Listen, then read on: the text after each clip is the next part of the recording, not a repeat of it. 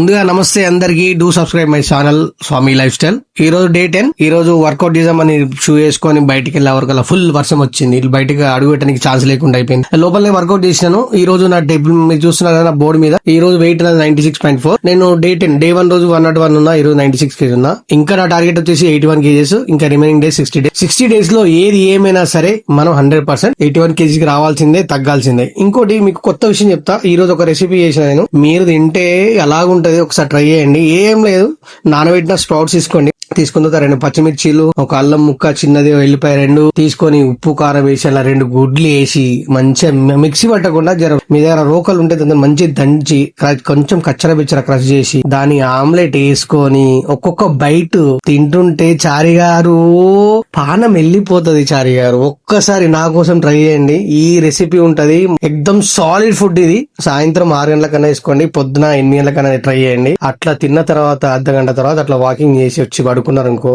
కడుపు అన్ని చల్ల పడిపోతాయి, నిమ్మలంగా ఉంటది. రేపు కలుద్దాం డే 11 లా. Please do subscribe my channel. Love you all, bye.